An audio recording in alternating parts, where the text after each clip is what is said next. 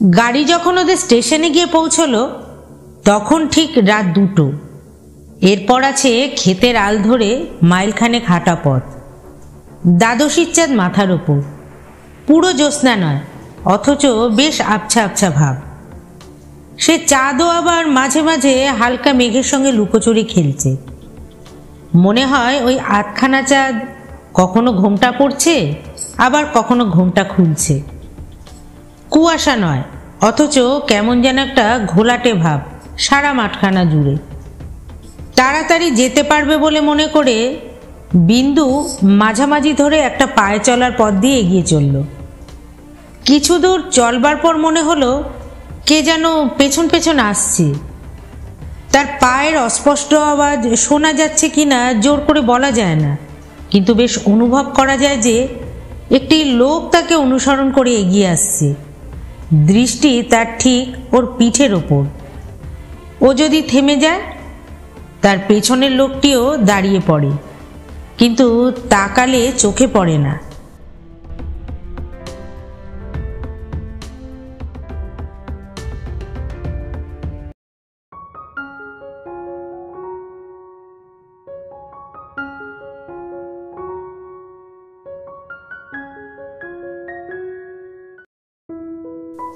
নমস্কার শ্রোতা বন্ধুরা, আমার গল্পের আসরে সবাইকে স্বাগত।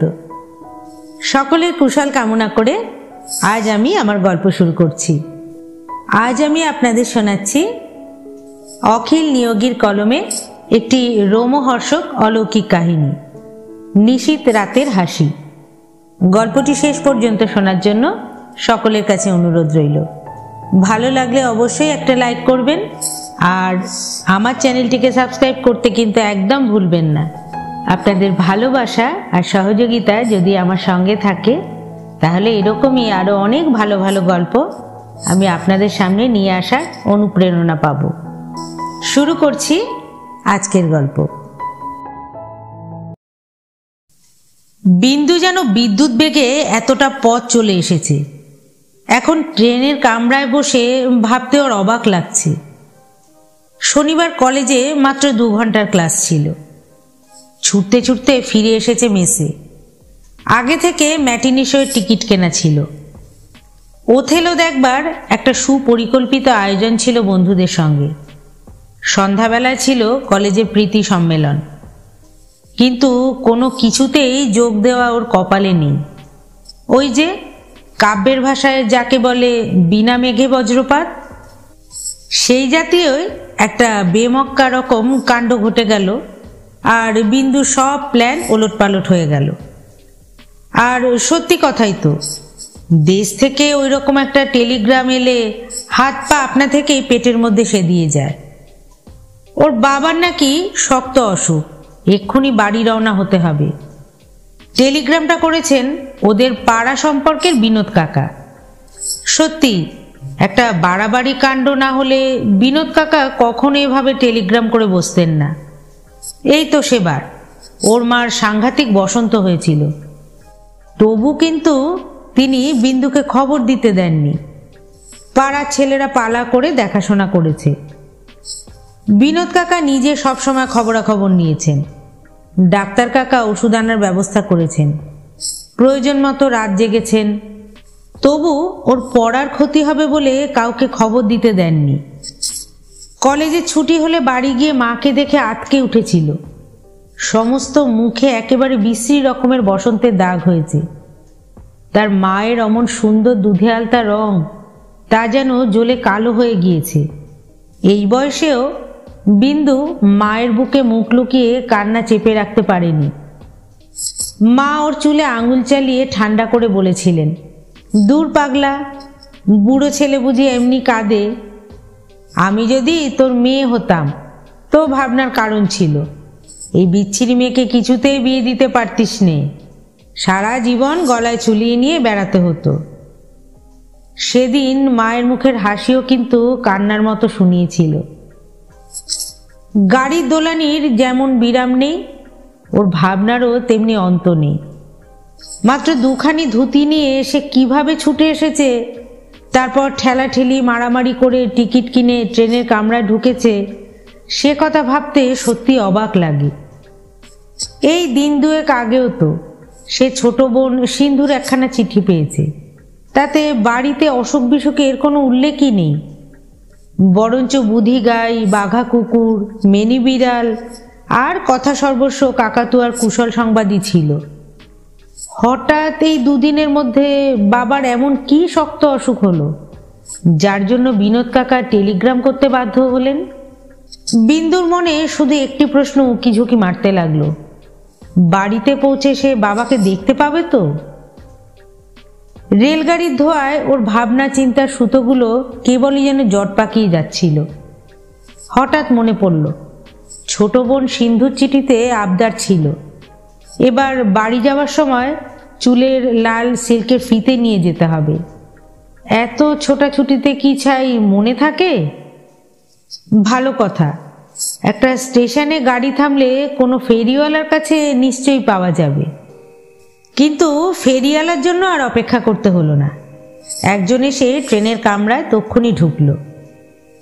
এমন কোনো জিনিস ছিল না যা তার বাক্সে নেই। দুটো জিনিস বিন্দু বেছে নিল, সিন্ধুর জন্য লাল সিল্কের ফিতে আর বৌদির জন্য একটা লাল তরল আলতা। ওর এক বৌদি এখন ওদের বাড়িতেই আছেন, তার জন্য কিছু হাতে করে না নিলে সত্যি খারাপ দেখাবে। ক্রমে রাত গভীর হয়, গাড়ির যাত্রীও একে একে কমতে থাকে।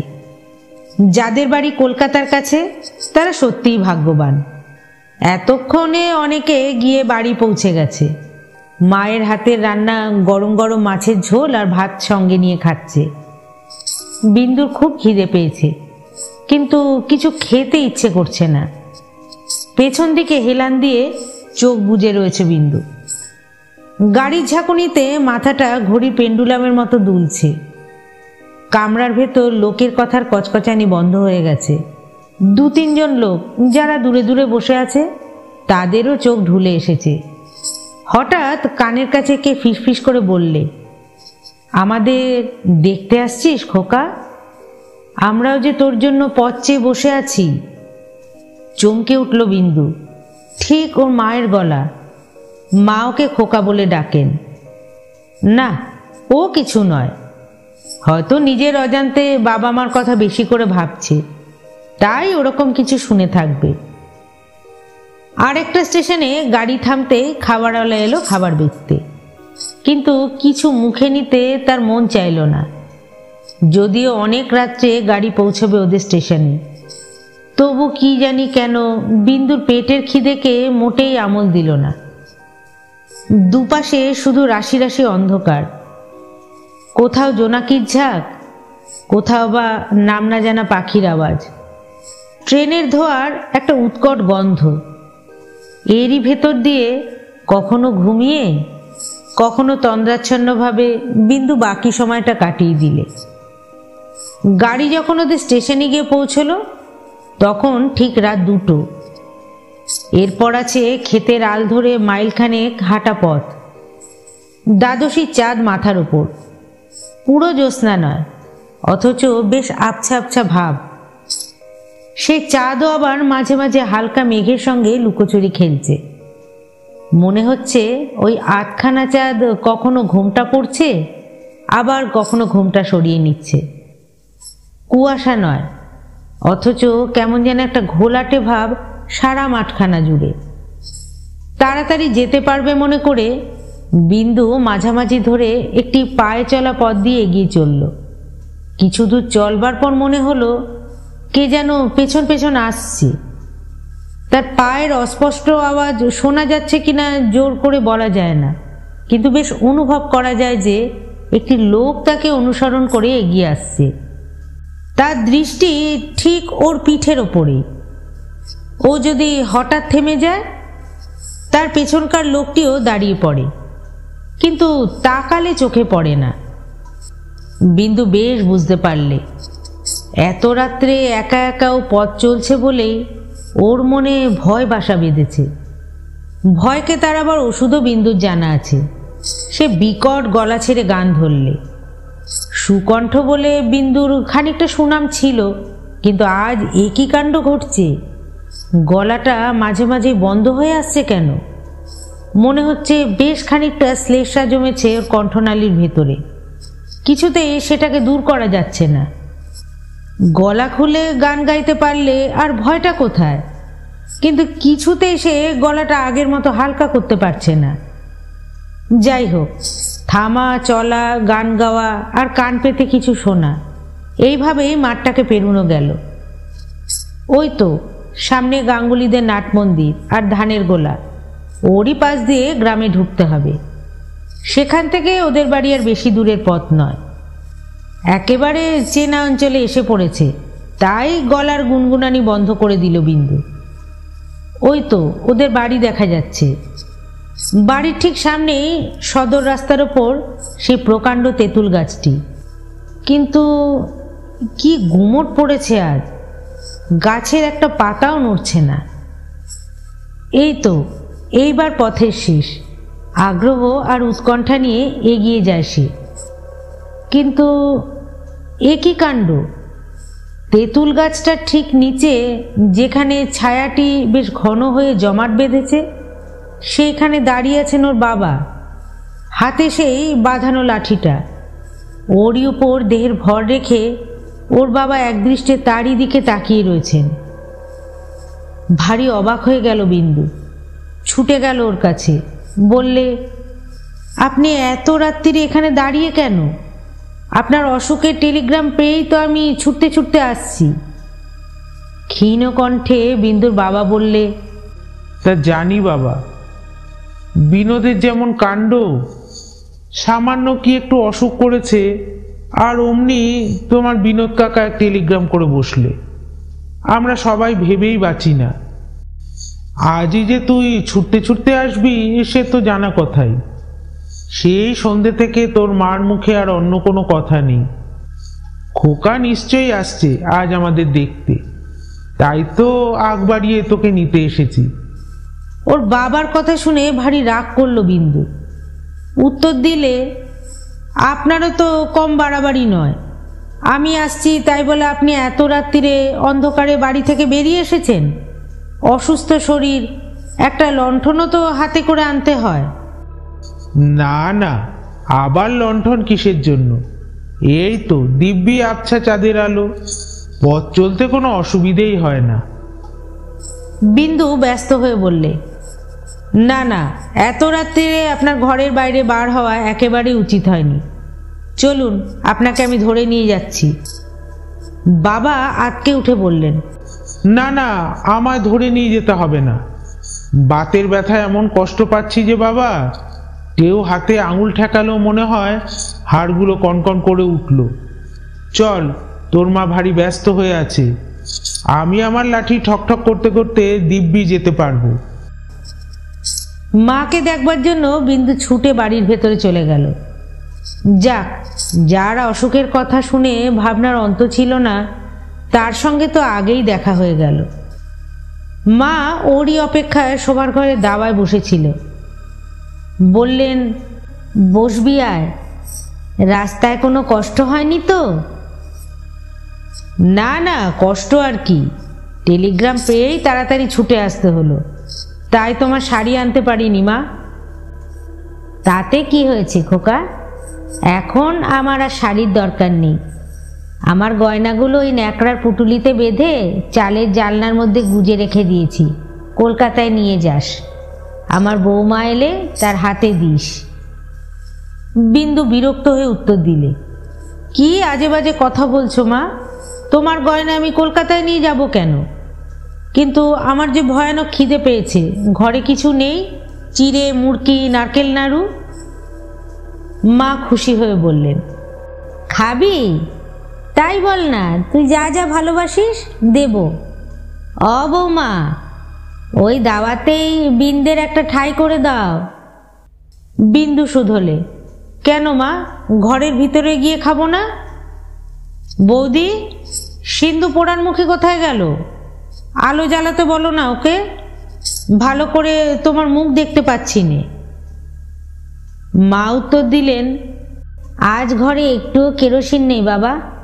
ওদের যেমন সংসার করা, আগে থেকে কিছুতেই বলে না, তা আজকের মতো এই দাওয়াতে বসেই খেয়ে নে, চাঁদের আলো আছে, অসুবিধা হবে না।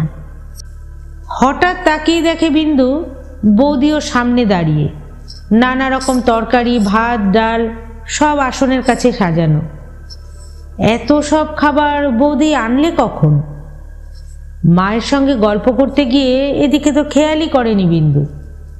কিন্তু বৌদির মুখে এত বড় একটা ঘোমটা কেন? বিন্দু সুটকেস থেকে আলতাটি বের করে বললে, বৌদি এই নাও তোমার তরল আলতা। বৌদি মৃদুস্বরে উত্তর দিলে, ওই দাওয়ার ওপরেই রাখো ঠাকুরপো, আমি পরে এসে তুলে রাখবো খন। মা বললে, আর দেরি করিস নে, এইবার খেতে বস। বিন্দু সত্যি খুব খিদে পেয়েছিল, আর বিরক্তি না করে আসনের ওপর গিয়ে বসল। তারপর অবাক হয়ে বললে, এ তুমি কি করেছো মা? আমি যা যা ভালোবাসি সব রান্না করে বসে আছো। বাড়িতে এমন অসুখ বিসুখ চলছে, তোমার নিজের শরীরটাও তো তেমন ভালো দেখছি নে, তার মধ্যেও এত রান্না করলে কখন? মা ধমক দিয়ে উঠলেন, তুই কথা বলবি না খাবি? আমি কিন্তু খুব বেশিক্ষণ আর বসতে পারবো না বাবা। কেন মা, তোমার শরীরটা খারাপ লাগছে বুঝি? তাহলে তুমি আর রাত করো না, শুয়ে পড়ো গে। ওর বাবার খক খক কাশি পেছনে শোনা গেল। তাকিয়ে দেখলো বিন্দু, তিনিও দাওয়ার ওপর এসে বসেছেন। বিন্দু বললে, আপনি শুয়ে পড়ুন বাবা, আবার রাত জেগে অসুখ বেড়ে যাবে যে। না না, তোর সঙ্গে জরুরি কয়েকটা কথা আছে যে। হাঁপাতে হাঁপাতে ওর বাবা উত্তর দিলেন। বিন্দু বিরক্ত হয়ে উত্তর দিল, কথা তো আর পালিয়ে যাচ্ছে না বাবা, কাল সকালে ধীরে সুস্থে শোনা যাবে। ওর বাবা কোনো অনুরোধই শুনলেন না, চুপচাপ দাওয়ার ওপর বসে কেবলই মাথা নাড়তে লাগলেন। বিন্দু বুঝলে তার খাওয়া শেষ না হলে কেউই নড়ছে না, তাই তাড়াতাড়ি ভাত ভেঙে নিলে। তারপর বললে, সত্যি তুমি কি কাণ্ড করেছো বলো তো মা? আমি যা যা খেতে ভালোবাসি সব জুটিয়েছো একসঙ্গে।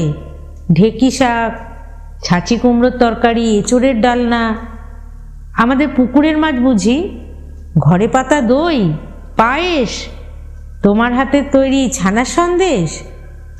তুমি কি শেষ খাওয়া খাওয়াচ্ছ নাকি আমাকে? মা বলে উঠলেন, ষাট ষাট বাবা, ও কথা বলতে নেই। ওদিকে বাবাও যেন অধৈর্য হয়ে উঠেছেন। আমার কথাগুলো আগে মন দিয়ে শোনো। ও পাড়ার শিকদার বাড়ির ত্রৈলোক্য দিন 15 আগে 100 টাকা ধার নিয়েছে, কোনো লেখাপড়া নেই। ওর বাবার শ্রাদ্ধে হঠাৎ আটকা পড়ে গিয়েছিল, সিন্দুক থেকে টাকাটা বের করে দিলাম, খেয়াল রাখিস, ভুলে যাস নে যেন। হেসে উঠে বিন্দু জবাব দিলে, ওসব টাকা করে আপনি খেয়াল রাখুন গে, আমি কোনোদিন খেয়াল রেখেছি না আমাকে কখনো খেয়াল রাখতে বলেছেন? না রে না, অমন করে কথাটা উড়িয়ে দিসনি, পরে সব বুঝতে পারবি। এমন সময় সিন্ধু সেখানে এসে হাজির হলো, কিন্তু ওকে ঘরের ভেতর থেকে কিংবা দাওয়ার ধারে আসতে তো দেখলো না বিন্দু। ও যেন একেবারে মাটি ফুঁড়ে বেরুলো। সবই যেন আজ অদ্ভুত লাগছে বিন্দু। বাবা মার কথা, বৌদির ব্যবহার, সিন্ধুর কাণ্ড, এই কটা দিনে কি সবাই বদলে গেল? বিন্দু বললে, সিন্ধু, আমাদের বাগানে যে গন্ধলেবুর গাছ আছে, একটা লেবু নিয়ে আয়, ডাল দিয়ে খাই। কথা বলার সঙ্গে সঙ্গে সিন্ধু হাতের মুঠোর ভেতর থেকে 2 টুকরো লেবু বের করে ওর পাতে ফেলে দিলে। বিন্দু অবাক হয়ে গেল বোনের কাণ্ড দেখে। সিন্ধু বললে, দাদা, আমার সেই লাল সিল্কের ফিতে তুমি আনোনি বুঝি? বিন্দু জবাব দিলে, এনেছি রে পোড়ার মুখে, এনেছি, এই নে। বাঁ হাত দিয়ে পকেট থেকে বের করে সে ওর হাতে দিতে গেল। সিন্ধু কিন্তু প্রবল আগ্রহে দাদার হাত থেকে সেটা ছিনিয়ে নিলে না। দাবার ওপর রাখো, আমি এই এলুম বলে। বিন্দু তাকিয়ে দেখে সিন্ধু আর সেখানে দাঁড়িয়ে নেই। ওকে কোনো প্রশ্ন করার ফুরসত না দিয়ে হঠাৎ মা বলে উঠলেন, গায়ের লোক অনেক পরামর্শ দেবে তোকে, কারো কথা শুনিসনি, খুব অল্প খরচে কাজ সারবি, ভবিষ্যৎ ভেবে সবসময় চলতে হবে তোকে। বিন্দু খেতে খেতে মুখ তুলে তাকালো, বললে, কি আবোল তাবোল বকছো মা? আমি ভবিষ্যৎ ভেবে চলবো তো তোমরা মাথার উপর রয়েছো কেন? বাবা একটা দীর্ঘ নিঃশ্বাস ছেড়ে ফোড়ন কাটলেন। আর বাবা, কবে আছি কবে নেই, সেজন্যই তো গোটা কয়েক কথা তোমায় বলে যেতে চাই সময় থাকতে থাকতেই। ওই যে নন্দীরা রয়েছে আমাদের আমবাগানের পশ্চিমে, ওদের ইচ্ছে আমাদের আমবাগানটাকে হাত করবার, অনেক লোভও দেখাবে তোমাকে, কিছুতেই রাজি হয় না যেন। ওই বাগান তো ঠাকুরদা নিজে হাতে তৈরি করে গেছেন। আমি ছেলেবেলায় ওখানে আম কুড়িয়েছি, তুইও কুড়িয়েছিস, আর তোর ছেলে মেয়েরাও কুড়োবে। আর মাও বললে, আর দেখ বাবা, আমার যে দেখুন হাসি সই আছে, তার মেয়েকেই বিয়ে করবি। আমি এতদিন কাউকে বলিনি, কিন্তু তাকে যে কথা দেওয়া আছে, তুই মায়ের শেষ কথা রাখবি তো খোকা? বাবা বললেন, খুব বেশি সময় তো আর নেই বাবা, সবচাইতে যে দরকারি কথা সেইটাই আগে বলে নি। আমাদের যে তুলসী মঞ্চ, তার তলায় আছে দুটো পেতলের ঘড়া, একেবারে মোহরে ভর্তি। বংশ পরম্পরায় এ আমাদের সম্পত্তি, কাক পক্ষীতে কেউ জানে না, আজ তোকে বলে গেলাম। বাবা মায়ের কাছ থেকে এই জাতীয় বৈষয়িক কথা বিন্দু আগে কখনো শোনেনি, তাই সে ভারী হকচকিয়ে গেল। ঘরের আশেপাশে কিরকম ছমছমে ভাব, মনে হচ্ছে আরো যেন অনেকে আছে, তারা সব ফিসফিস করে কথা বলছে। একটা কালো বাদুড় বিন্দুর মাথার উপর দিয়ে উড়ে গেল। হঠাৎ গোয়াল ঘরের পেছনে একটা বেড়াল ডেকে উঠল ম্যাও ম্যাও করে। বিন্দু এতক্ষণ লক্ষ্য করেনি, উঠোনের দিকে নজর পড়তেই দেখে ওখানে এত জঞ্জাল জমে আছে কেন? কতগুলো দড়ি, ময়লা ন্যাকড়া, কলা গাছ, শূন্য ভার, এসব কি? কতগুলো কড়ি ছড়ানো সিঁড়ির ধারে। হঠাৎ খাওয়া বন্ধ করে গ্লাসে হাত ধুয়ে নিল বিন্দু। বললে, মা, বাবা, ব্যাপার কি খুলে বলো তো? তোমরা কিভাবে কথা বলছো? আমি তো কিছুই বুঝতে পারছি না। এত ফাঁকে ফাঁকেই বা রয়েছো কেন? এই যেন সবটাই আমার কাছে হেয়ালি। এই বলে সে পকেট থেকে একটা টর্চ বের করে জ্বালতেই চারদিক থেকে একটা বিরাট হা হা শব্দ ভেসে এলো। তাকিয়ে দেখে সে, কোথায় তার মা, কোথায় বাবা? বৌদির জন্য আনা আলতাটা গড়িয়ে পড়েছে দাওয়ায়, আর সিন্ধু সিল্কের ফিতেটা হাওয়ায় উড়ছে এদিকে ওদিকে। সেই বুক ফাটা হাসির শব্দ তখনও আশপাশ থেকে মিলিয়ে যায়নি। বিন্দু ডাকলে, মা, বাবা। আড়াল থেকে মায়ের গলা পাওয়া গেল। ভয় পাসনি বিন্দু, ওসব কিছু নয়। এখানে আরও সব বাইরে দুষ্টু লোক রয়েছে কি না? এমন সময় বিনোদ কাকার হাঁক শোনা গেল। ওরে বিন্দু, আমি আসছি, ভয় নেই, ভয় নেই। লণ্ঠন হাতে ছুটতে ছুটতে বিনোদ কাকা এসে পাশে দাঁড়ালেন। ভয়ে আর উত্তেজনায় তিনি হাঁফাচ্ছেন। বিন্দু শুধলে, কি ব্যাপার বলো তো বিনোদ কাকা, আমি তো কিছুই বুঝতে পারছি নে। মা, বাবা। ওকে থামিয়ে দিয়ে বিনোদ কাকা অস্ফুট কণ্ঠে বললেন, আমারই ভুল হয়েছে রে বিন্দু, আমারই স্টেশনে যাওয়া উচিত ছিল। এইবার বিন্দু তার কাকার ডান হাতখানা বুকে জড়িয়ে ধরে বুক ফাটা চিৎকার করে শুধলে, কাকা, কি হয়েছে আমার, খুলে বলো। বিনোদ কাকা ধরা গলায় জবাব দিলেন, কলেরায় একদিনের মধ্যেই সবাই চলে গেল রে, আমি কিছুই করতে পারলাম না। কোন মুখে তোকে সে খবর দেব? মাথার ওপর সেই কালো বাদুরটা আবার ডানা ঝটপট করে উঠল। আস্তা কুড়ে কেঁদে কেঁদে ফিরছে কুকুরটা। বিন্দু সেই দাওয়ার দিকে তাকালো, যেখানে তার মা বসেছিল, বাবা কথা বলছিল। তারপর হঠাৎ জ্ঞান হারিয়ে মাটিতে লুটিয়ে পড়ল। ধাক্কা লেগে বিনোদ কাকার হাতের লণ্ঠনটা পড়ে নিভে গেল। আবার সেই অন্ধকার, সঙ্গে বহু কণ্ঠের সেই খিলখিল হাসি। গল্পটি এখানেই শেষ হলো। আশা করি আপনাদের ভালো লেগেছে। ভালো লাগলে অবশ্যই একটা লাইক করবেন আর আমার চ্যানেলটিকে সাবস্ক্রাইব করে নেবেন। আবার আসবো আমি এই রকমই আরেকটি গল্প নিয়ে। ধন্যবাদ।